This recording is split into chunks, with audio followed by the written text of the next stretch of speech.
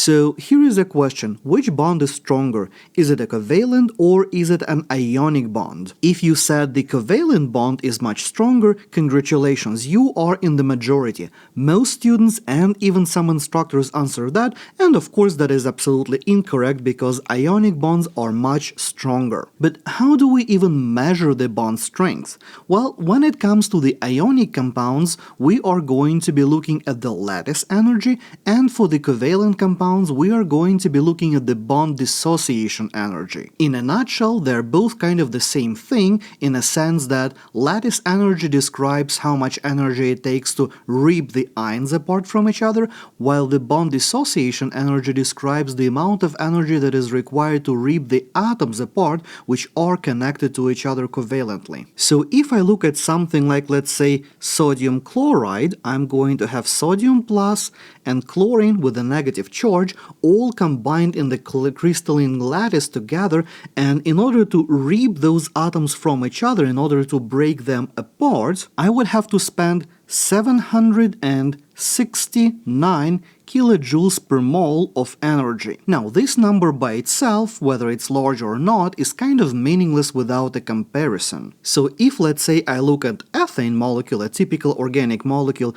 and I think about the amount of energy that it requires to rip the carbon-carbon bond, well, in that case, we are going to end up spending somewhere around 377 kilojoules per mole. And we can see that the carbon-carbon covalent bond is more than twice weaker than the sodium chloride ionic bond. So from the purely number standpoint, you can see that the ionic bonds are significantly stronger than the covalent bonds. And I can already hear the most common argument that I always hear when it comes to these comparisons, something of the sort that, hey Victor, when it comes to sodium chloride, if we put it into, let's say, water, it easily dissociates, while organic structures like ethane or any other structure for that matter does not dissociate.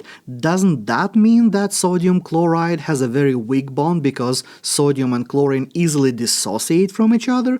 Well, that is a very common misconception, so let's look into that. So let's say I have my sodium chloride, and I have that as a solid. When we dissolve that solid sodium chloride in water, what we're going to get is a sodium plus ion, but that's not just a separate ion that is just floating by itself. We're going to say that that sodium plus is aqueous. And likewise, we're also going to indicate that we have our Cl- also aqueous. And this aqueous part over here is extremely important, because what that means is that we don't have a separate ion, but rather a sodium ion that is surrounded or solvated by the water molecules, and between that sodium and water we have a specific type of interaction that we commonly refer to as the ion-dipole intermolecular forces. In most cases, those type of interactions are quite favorable, and those interactions are often going to be exothermic, so the delta H for those interactions is going to be less than 0. So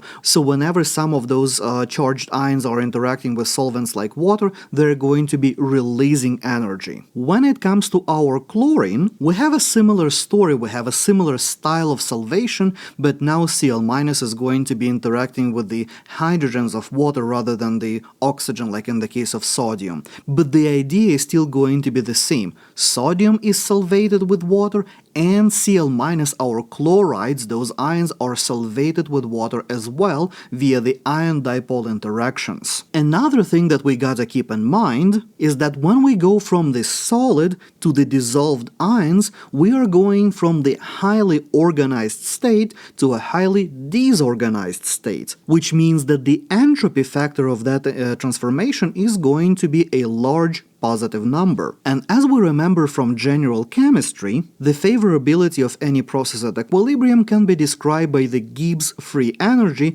so the delta G, which can be expressed as delta H minus T delta S, has to be less than 0 for the process to be favorable or spontaneous. Now, looking at what we have for the dissolution process of something like sodium chloride, the delta H here is going to be a negative number. Pardon my quick intrusion here. When I was editing the video, I actually did realize that the delta H for the sodium chloride dissolution in water is actually a slightly endothermic process. It has delta H of about +3 or +4 kilojoules per mole, but nonetheless, the idea that I'm trying to illustrate here is that while not in this particular example, but overall, the delta H often is going to be a negative number, and it is the delta G that drives the entire process to the completion rather than just the bond strength. Bond strength here by itself is not very relevant. The delta S by itself is a positive number, so when we combine the positive delta S with negative T, that is also going to give us a negative number, which means that the delta G for this process is a negative number, meaning that the process overall is favorable. So sodium chloride dissolves in water not because the sodium chloride ionic bond is very weak, but rather because the interactions that the sodium ions and chlorine ions going to have with water will offset the amount of energy that it is required to break sodium and chlorine from each other. In the case of organic molecules, however, since they cannot easily break into ions, we do not see those interactions between water and those possible theoretical ions. It just doesn't exist. So there is nothing to offset the bond breaking energy with any kind of interactions with a solvent. Because of that, our organic molecules don't fall apart, or at least they don't do that easily. Now, when it comes to our lattice energies and bond dissociation energies, I take all of my information, all of my numbers from the Handbook of Chemistry and Physics, which is a very common resource for that tabulated data. And many of you might even have that or have a PDF of that book. So you might want to pull out your copy or maybe even just Google things around and find that, let's say, when we look at double or triple bonds, let's say something like a CO double bond or carbon-carbon triple bond or maybe carbon-nitrogen triple bond, the bond dissociation energies for those bonds are quite significant. We're looking at something like 750 kilojoules per mole for a carbon-oxygen double bond and high 900s for triple bonds even. So when it comes to the comparison to, let's say, sodium chloride, while CO double bond might not necessarily overshot that, but the triple bonds are surely taking more energy to break, so you might argue that some covalent bonds, they are stronger than ionic bonds, but that is not quite a valid comparison in this case. You see, when we are looking at our sodium chloride here, since I've been using that example all along, we have a +1 charge on sodium and -1 charge on the chlorine. So we can think about that as sort of like a single ionic bond. It is a little bit silly to think about ionic bonds as a single, double, or triple, but if we have a 1 charge plus 1 charge on the other end, we can kind of, quote-unquote, think about that as a single ionic bond.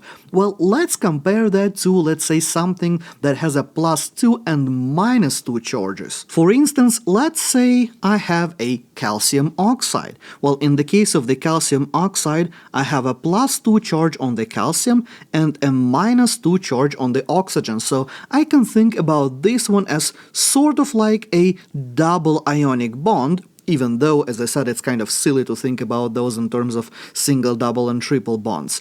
But if I look up the lattice energy for the calcium oxide, I am going to have staggering 3,414 kilojoules per mole.